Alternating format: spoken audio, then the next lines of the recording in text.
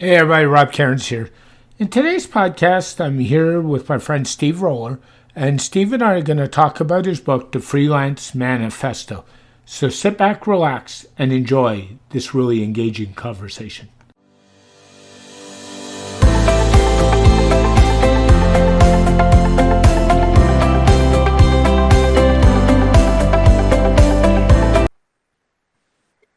Hey everybody, Rob Cairns here. I'm here with Steve Roller today, and we are going to talk about his book, The Freelance Manifesto, 11 Big Ideas to Stand Out and Thrive in the New Economy. How are you today, Steve? I am doing excellent. Thank you for having me, Rob. I appreciate being on your podcast and really looking forward to this. Yeah, it'll be a lot of fun. I think, we were saying in the pre-show, I've read the book. It's not a heavy read, I think. I think it's well put together.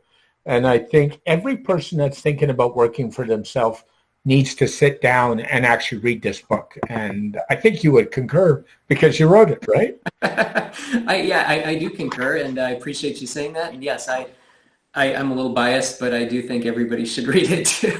Yeah. So tell me a little bit about yourself and your background and what brought you to reading the book or Sure. writing the book, sorry. Sure. Yeah. First of all, I spent out of college. I spent 17 years in corporate America in sales, and had a good career. Things were going good, and had a lot of success. And I guess the only thing that I didn't like about that was that I didn't get a big enough, for my taste, I didn't get a big enough chunk of vacation time at any one time to do the traveling that I wanted to do. That was a big factor in moving to working for myself. And then also, I didn't have a lot of flexibility in my schedule either to be involved in my kids' lives. And at the time when I made the transition into working for myself, my kids were 6, 8, 10, and 12, and they were just involved in a lot of things. And I just knew that for the rest of their school years, that if I didn't change something, I was going to miss out on a lot of things. So anyway, so 12 years ago, I launched my own business as a copywriter, as a full-time copywriter, and I haven't looked back since. And it's been a great ride. And in addition to being a full-time copywriter and writing for clients, I also founded an online community called Cafe Writer. It's kind of blossomed into a big, active, engaged group of about 9,800 people now. And I also have two smaller private groups that I run as well. And then 3 years ago, I wrote the book, The Freelancer Manifesto, as you know. And last year I came out with the second edition to it. But mainly what I do now is I help freelancers, and not just freelance writers and copywriters, although that's most of it, but mostly what I do now is help freelancers transition from being a freelancer for hire into a business operator. And then once they get to that point, if they kind of get those fundamentals down and make that shift, helping solo business operators transition into being what I call recognized leaders in their little corners of the world. So it's very rewarding. It's very fulfilling. I do a lot of writing myself still, but a lot of what I'm doing now is helping other people make these changes. Yeah, you touched on a little bit that you've got a large Facebook group, and we can kind of, any of us who have spent time on Facebook can say one of the biggest values I find are the groups, if you find the right people in the groups, and that's the whole key. Right. I personally don't like the groups where people jump in and they ask questions and they haven't done their homework, and my response to most people is, do you not understand the word Google? Back in my day, my teacher would spell out the words dictionary, encyclopedia. Now we spell out the word Google. But I think if you find the right groups where people are there to help, the people you meet online is incredible. I mean, I know people all over the world. Many I consider really good friends, and you just couldn't do it without the groups, right? Yeah, it is. It's an interesting phenomenon. I mean, I never before Facebook came along, I never would have envisioned working the way we do now and having these kind of relationships and communities and interactions with people. But you're right about groups.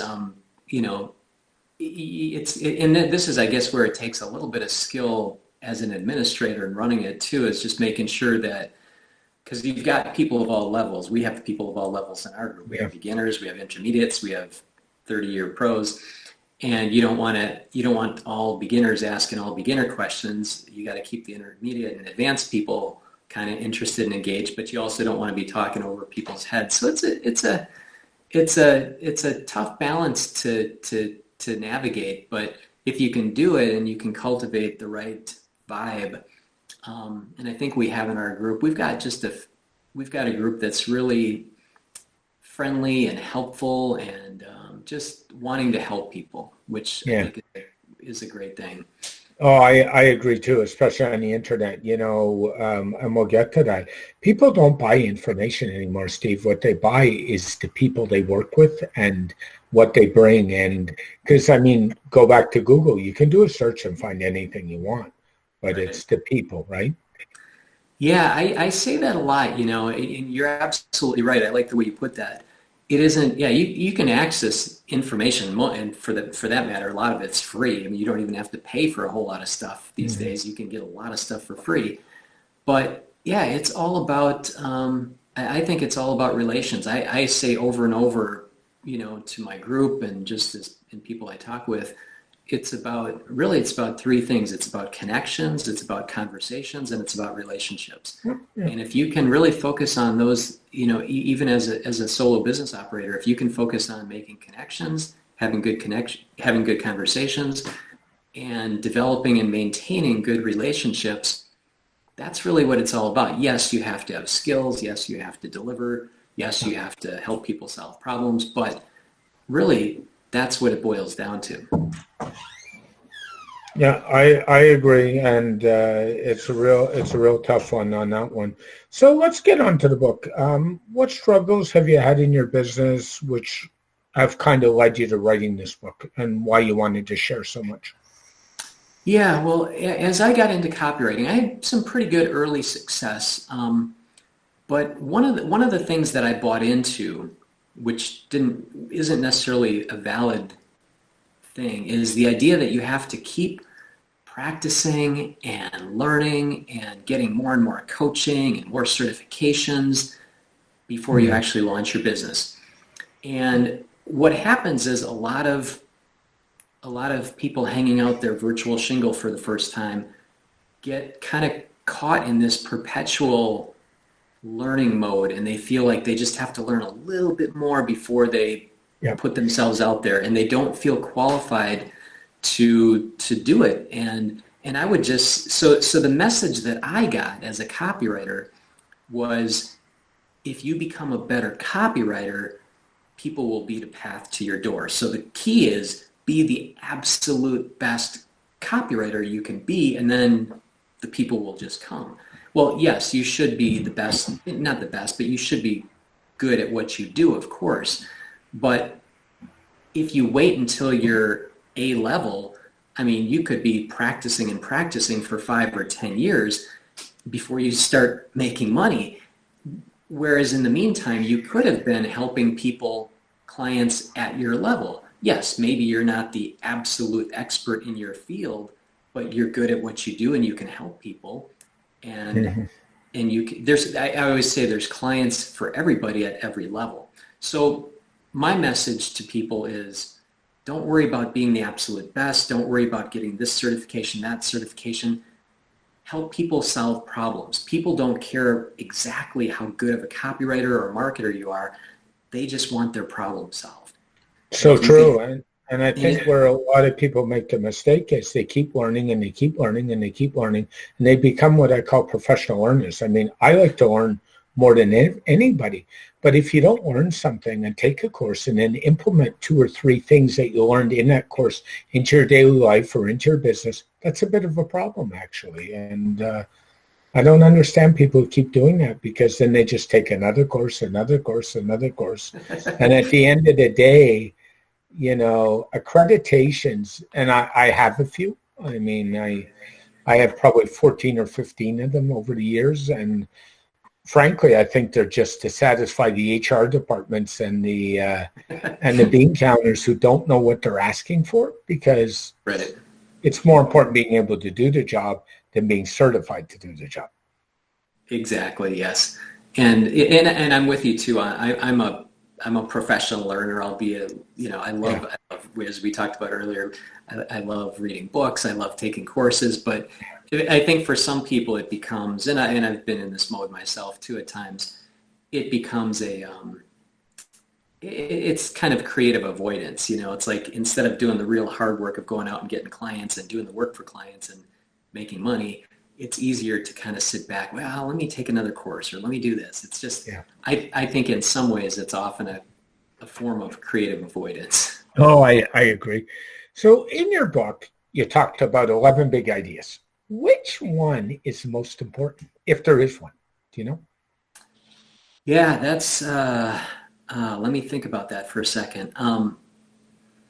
Yeah, all of them I think are good, but I'd say one that, to me, that stands above the others is, and I think it's the eighth one, I'm not sure, I'd have to look, is say yes to opportunities. Yeah. If I could offer one word of advice to freelancers of every kind, it would be this: stretch. Stretch beyond what you feel comfortable with, stretch yourself beyond the bounds of what you've done before, stretch yourself past what other people, maybe even your own coach or mentor, thinks that you can do. Most people, and again, I include myself in a lot of this stuff, and you saw, because you read the book, that I kind of share, the things that I've done right and the things that I've done wrong. Yep. But I think most people hold back. They hold back from what they're truly capable of. They don't push beyond what's required to make a decent living. We get comfortable with where we are, skill-wise, income-wise, and that's kind of where we stay. We get into this zone that we're comfortable with. So I just say, and I give a few examples in the book, I'll mention a couple of them here, but I just am a big believer in saying yes to opportunities. Go for bigger clients. Connect with people who are at a higher level. Freelancers tend to like aiming for, well, let me just contact the marketing director, this person or that. I'm like, hey, how about contact the CEO, the president of the company? I've had pretty good luck connecting directly with people at that level. When you get a chance, if you ever get a chance, speak in public. If you get asked to be on a podcast, say yes. If you have really big ambitions speaking wise, do a TED Talk. Do a live stream. Just do it. Yeah. And it's so, the barrier to entry on a lot of these things is pretty low these days. Anybody can go on Facebook and do a Facebook Live. We can live stream. It takes, some things put together to do a podcast, but you could start your own podcast. But all these kinds of things are, I don't know, I always say, do things that other people that are in your space, that, people you're competing with, people that are doing similar things to you, do things, stretch, and do things that other people either can't do because they don't have the skills yet, or that they're not willing to do. And if you can do that, then you kind of force other people to kind of catch up with you a little bit. But you just put yourself at a higher level, and clients can see that. One of the big areas that I always advocate to people is, if you've got some ideas, write a book. Write a book about something, about your area of expertise. Write a book that's going to solve problems for your audience. But to me, I think a book, even in this digital world that we're in, I still think that a print book, and I think audiobooks and Kindle books are good too, but I think a print book is, it can be the best lead generator, and I think it can be the best, source of giving yourself some credibility in the marketplace. A good example of a guy who's made millions on lead generation from books is Russell Brunson. I mean, of ClickFunnels. I mean, he every time he puts out a book, he charges for shipping or a low cost, and Yes. and he turns a $5 shipping sale into a $100-$200 a month sale. I mean, he's the best example of anybody I know in that space. He is. Funny you mentioned that, because the two books that are on my desk here are .com Secrets and Expert Secrets. Have you read Traffic Secrets or not yet? I have not. I don't have that one yet. I've got to read that yet. So I blew through that one. That was, but Russell's like one of a kind. So, yeah. So let's go on to the gig economy. And when we talk about the gig economy, to mind, everybody thinks of Uber, Lyft, Right. Yeah. Skip the Dishes, DoorDash, and Airbnb. But it's so much more than that. And is it here to stay? And if so, why do you think it's here to stay? And those are good examples. And yeah, everybody thinks of the big ones, the big disruptors: Uber, Airbnb, Lyft, DoorDash, all those. Those are great examples of the gig economy. To answer your question in one word, yes, I think it's most definitely here to stay. I remember when I first started putting this book together, it started as a 2-part blog post back in 2015, I think. And at that time, they said there were statistics that said that by the year 2020, 40% of the workforce was going to be involved in some capacity in the gig economy. I thought, what? I'm like, that sounded outrageous at the time, but the more I thought about it, I'm like, yeah, that's where we're going. And of course, now with the year that we just finished, and I think this is going to even exacerbate it even more, causing people to whether they want to or not. Some people, unfortunately, last year lost jobs. They lost traditional employment, so they were forced into it. Other people who are in traditional employment just want more flexibility, and they're going to choose the gig economy. But I think it's absolutely here to stay. There's so much unpredictability in the marketplace, and I just think the gig economy offers more flexibility. It seems like almost everybody I know, even people that have traditional jobs, traditional employment, are doing something in the gig economy. Maybe they're teaching. A friend of mine teaches guitar lessons online.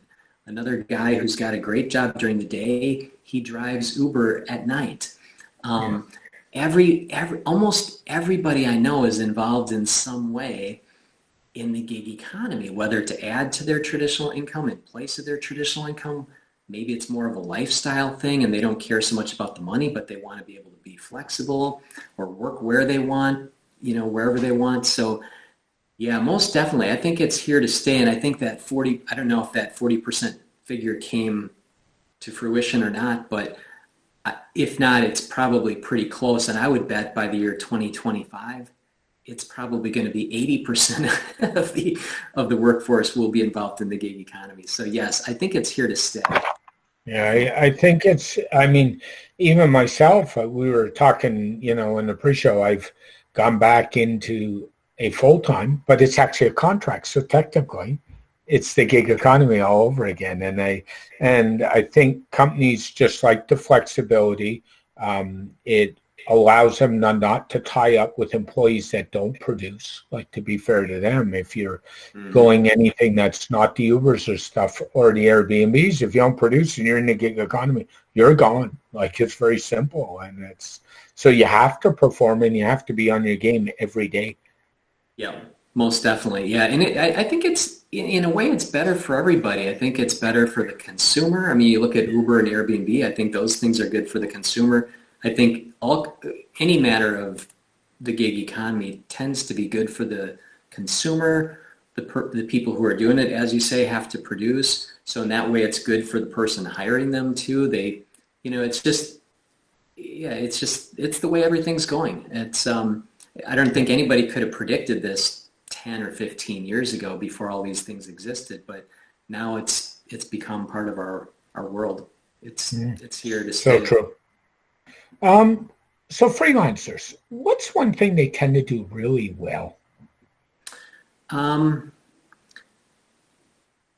I think in general, what I've seen is I think most freelancers are really good at adapting to new ideas, new technology, new tools. It's like the circles that I'm in and that I communicate with, in any given day or week, I hear about something new that somebody's using that I hadn't heard about yet.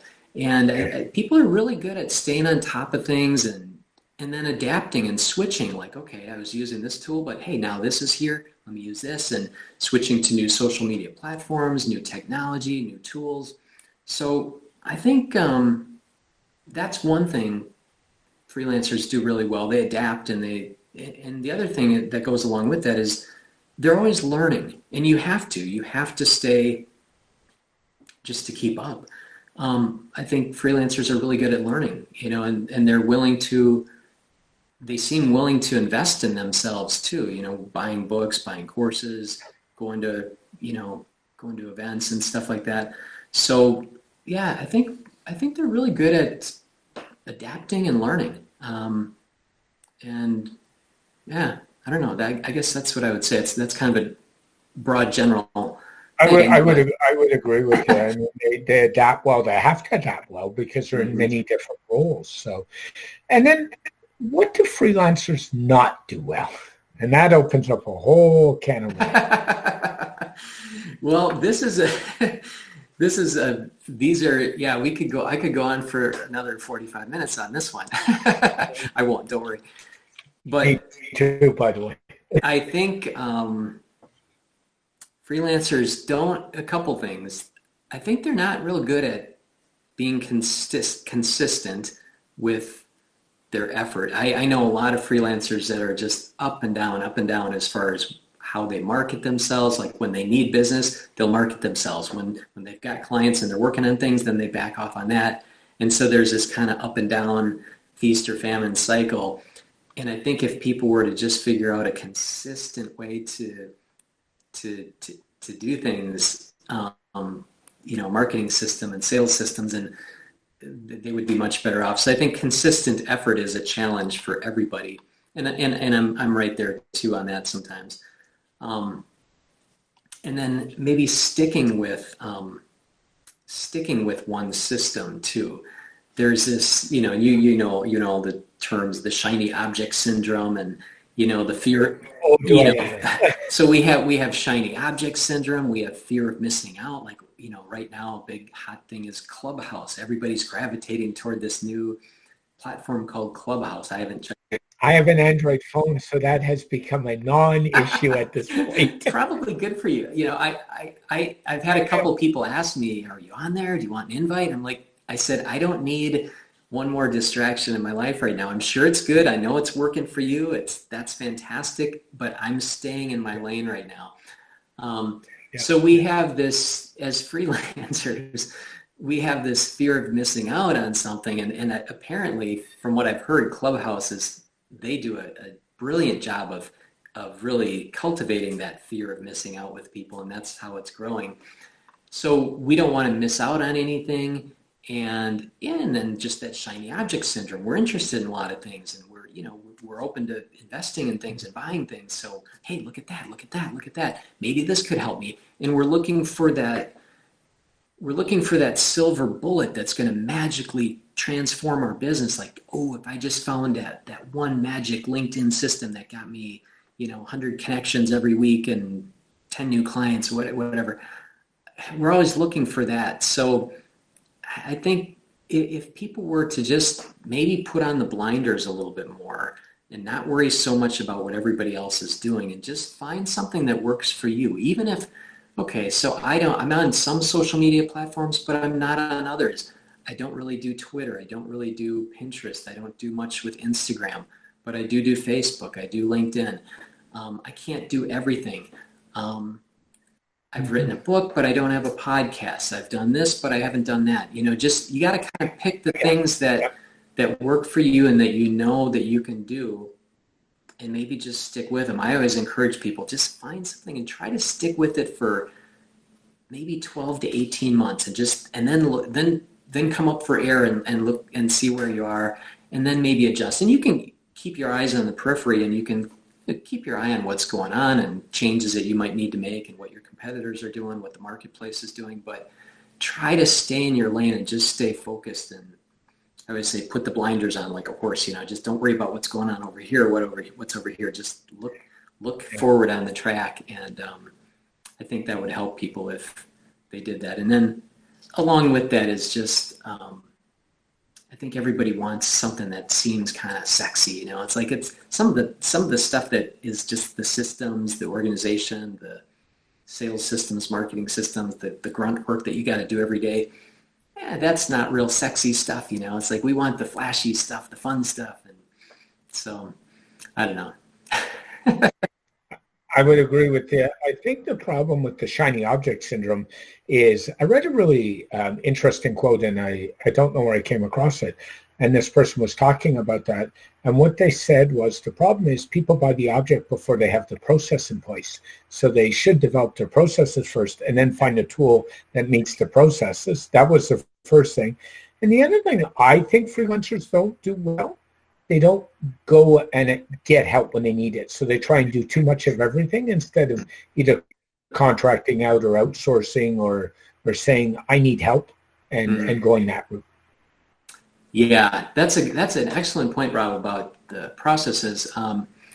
If people were to get that in place first, and then I always talk about with freelancers, we tend to kind of cater to clients almost too much, and they'll say, "Well, I want this. Oh, yeah, I can do that," and we change our processes and our methods and even sometimes our services based on who we're talking to and catering to them. And I always, the thing that I always say is bring people into your world, don't go into theirs. So I agree. Which you summed it up in a different way. Get your processes down first and then stick to those and find a way to bring people into that and explain to people why you do things, explain to people how you do things. That clients are interested in our process, but also why we do things the way we do, and just again bring them into your world. Don't go into theirs. Yeah, and I'll give an example of that. That's really easy. I do WordPress care plans.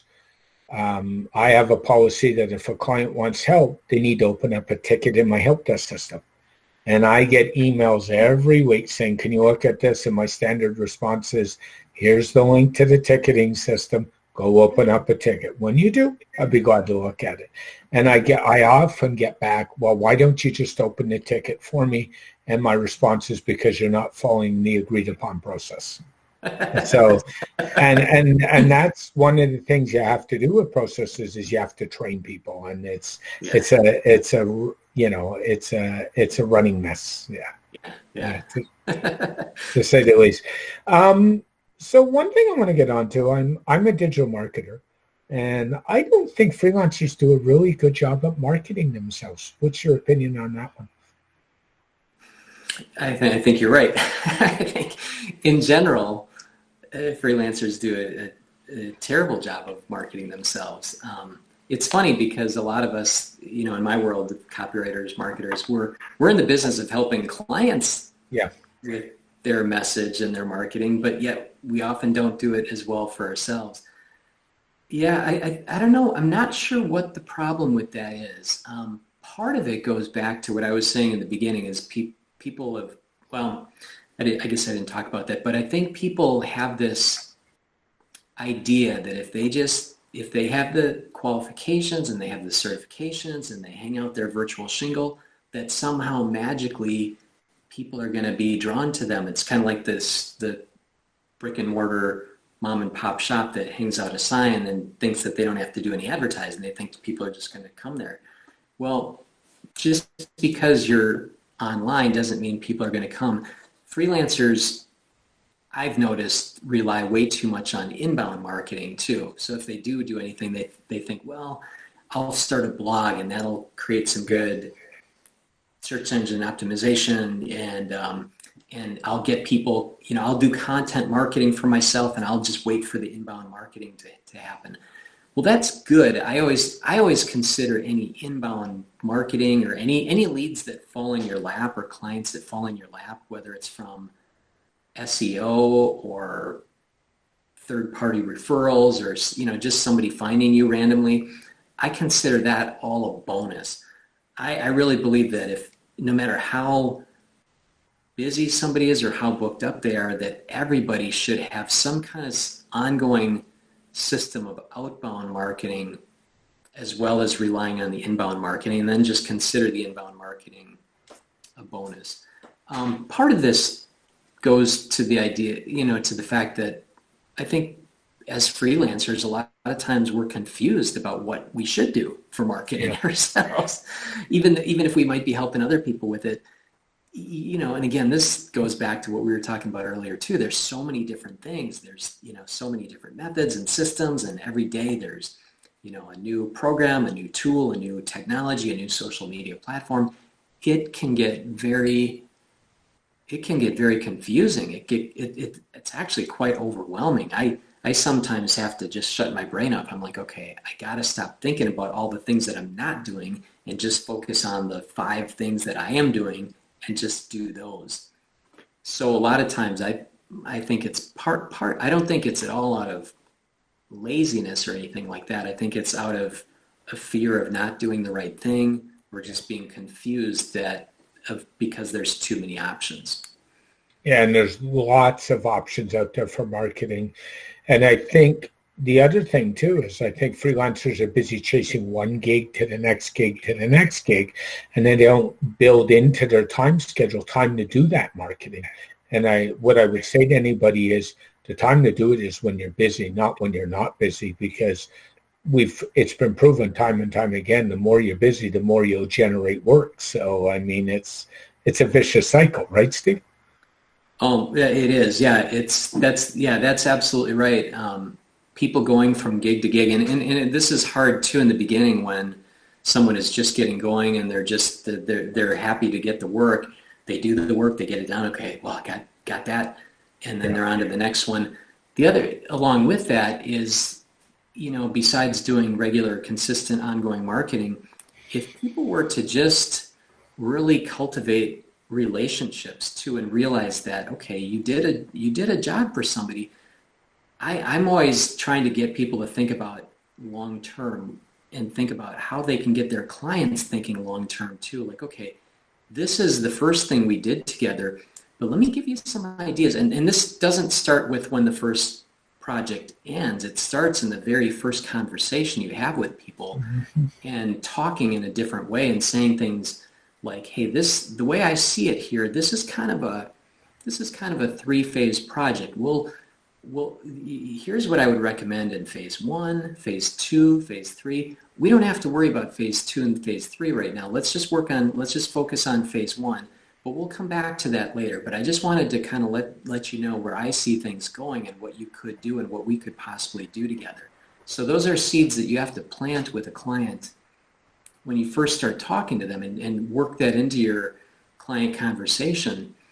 And if we were to just maybe slow down, and again, this is a factor of going from gig to gig and chasing the next one. And I think we're all moving way too fast and if we were to just take a breath, slow down, and just realize that, you know what, if I had 5 to 10 good clients this year and I did things right and I set things up where it wasn't just a one project client, I could make a really good living working with 5 to 10 clients a year. Yeah.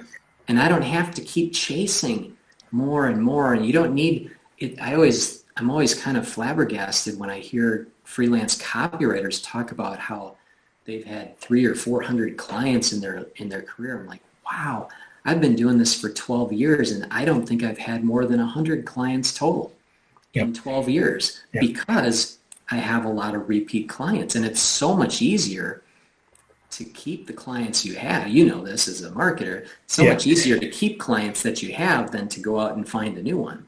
cost per acquisition to keep an existing client is like 1/5 of what it costs to get a new one.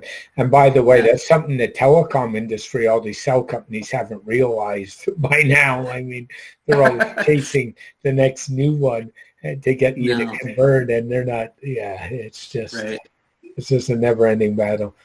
Do you have any other quick tips you want to throw out there, Steve? Yeah, along with what we just talked about, marketing. One of my tips that I give to everybody is I tell people to come up with what I call a hot 150.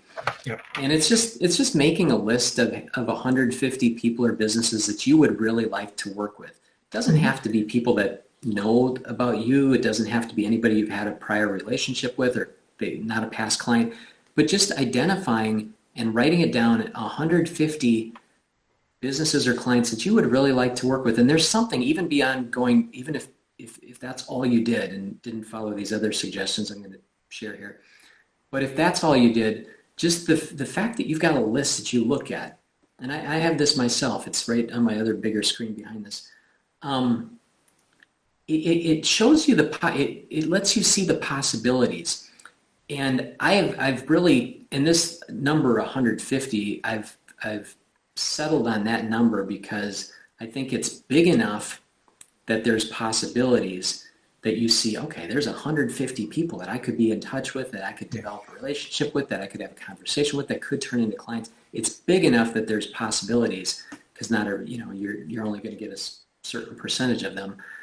But it's small enough that it's not overwhelming and unwieldy. I've had people talk about making a list of 1,000 names or whatever, or if you're doing mass marketing, if you've got a big email list and you're doing mass marketing to a list of 5,000 or 10,000, that's a different story too. But this is a different approach. But it lets you see the possibilities, and then taking that list and this would go into the idea of systematically and consistently doing some outbound marketing. Finding a way in different ways to connect with those people. It could be through LinkedIn marketing, email marketing, maybe direct mail. But in connecting with them, the one thing that I suggest people do is tell people what you find interesting and intriguing about them. And so with a smaller number like that of 150, this would be in addition to any other marketing you're doing. You'd be telling people and tailoring these messages and really being genuine and sincere about what you find interesting and intriguing about them. And then also telling them that you'd love to work with them if it's a good fit. So you're not chasing them, you're not hungry, you're not acting desperate or anything like that, but you are telling them, hey, I find you really interesting and intriguing, and here's why. And I'd love to work with you if it's a good fit. I've got some ideas I'd love to share with you. And I'd love to hop on a call with you, and if it's a good fit, we'll talk further. And if it's not, I'll send you off with some ideas that you can run with on your own. And so that's kind of my approach with this method. The other thing is just this is kind of an intangible thing. I would say that freelancers, business people of all kind, could stand to be a little bit more enthusiastic in their interactions with people. Oh yeah. Oh yeah. I think sometimes people play it too cool, and they want to play kind of hard to get, and they don't want to act like they're too excited about it, the possibility of working together, because then they might think I'm desperate or hungry for the business or whatever. But I really believe that we could all stand to be a little bit more enthusiastic about what we do. We could be in about two things. We could be a little bit more enthusiastic about our own deal and like what we do for people and how we help people, and then also being excited about someone else's situation too, and making sure that when we have a conversation, you're not just talking about you. It's a two-way street. Yeah. And then I guess the last thing I would say is that, and this comes from my background in corporate America and being in sales for 17 years before I became a copywriter.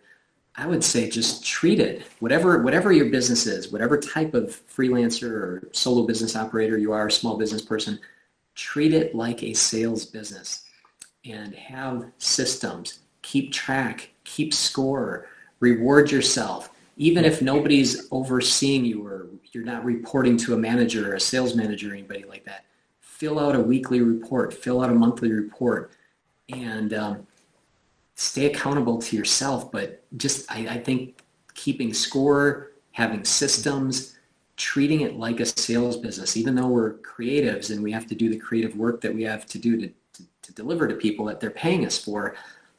We've got to have that other part of things too, and you've got to have those systems in place. And so I would say just, treat it like a sales business. I think keeping track is really important. I'm a bit of a numbers guy, and I know when I do marketing with clients, I look at them and say, what are the numbers? And I can't tell you how many times I hear, I don't know. And I always describe that as throwing darts at a dartboard blindfolded and backwards. Like, if you don't know, how do you know it's working? How do you know your business is working? How do you know what works and what doesn't work? I mean, it doesn't take rocket science to keep track. Create a Google spreadsheet and just throw the numbers in. Like, do something, right? Yeah, and if you have to, and I just took a week. I mean, I had to shore up some of my own systems, and the week between Christmas and New Year's, I just took that week to really get everything in place and to look. I had to do it to finish out my year anyways, but there were some new Google spreadsheets that I put together that I hadn't done before, and I'm like, wow, I wasn't. So I was keeping track of a lot of stuff, but not everything. And I just think if you don't keep track and inspect it, you're not going to pay attention to growing it. And this comes from my sales background too, but it's fun to watch those numbers go up. Yeah. And it's fun to set a goal and to see the numbers and to really keep track and play. You almost have to gamify it. You have, and play a game with yourself, whatever that is, however you want to do that, but keep score, reward yourself in different ways, but make a game out of it. Make it fun to keep track of the numbers, because if you don't, I mean, the numbers itself, if you just look at it from an accounting standpoint, that can be kind of dry and boring. I mean, we're creatives, we're entrepreneurs, we want to do the fun stuff, but I think you can make that, you can make the numbers fun. You can play a game with yourself. No, I would agree. Wholeheartedly. As I said when we started this podcast, I think you need to, if you're in the gig economy, you're looking to improve yourself, go out and get the Freelancer Manifesto. It's on Amazon, right? That's where I got mine. Yep. I know you can get it on Amazon Canada, not just Amazon US, because I am Canadian, so that's not an issue. I think it's a well read. I've been through it once. I'll probably go through it another time this week. So I think it's one of those books you're going to reread parts of it over and over. And I think it's well worth your time. Steve, if somebody wants to get a hold of you, how's the best way? My website is cafewriter.com. And like most websites, I have a place where you can sign up and get my newsletter. I send out generally two emails a week to solo business operators, giving them tips on running their business, positioning themselves, branding, selling, marketing, things like that. But get on my email list if you're interested in that. I'm on Amazon, of course, with my book, and LinkedIn, and my Facebook group is Cafe Writer. You can find me on Facebook personally as well. But any of those ways are good ways to connect with me. The website is probably the best place to start. And I have people that have been on my email list for 8 years. And I don't know, I have people, I sometimes tell stories. I'm not always selling. I do have things that people can buy from me, of course. But a lot of it's just telling stories and sharing marketing ideas, and I enjoy the interaction, the conversation that I have, even with my email list. That's the best thing about having an email list, is that interaction, isn't it? Yeah, it's great. I mean, on any given day that I send out a message, I get at least a few responses every day, and whatever that is. So again, I'm all about, I guess if you could summarize, I'm about connecting with people, I'm about having good conversations, and I'm about developing relationships.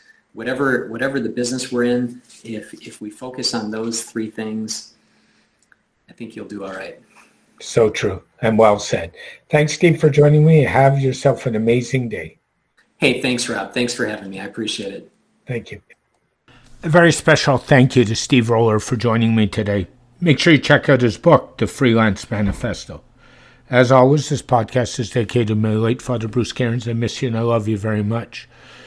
If you want to connect with me, my website, stunningdigitalmarketing.com, or email me at vip@stunningdigitalmarketing.com. You can tweet at me at Rob Cairns on Twitter.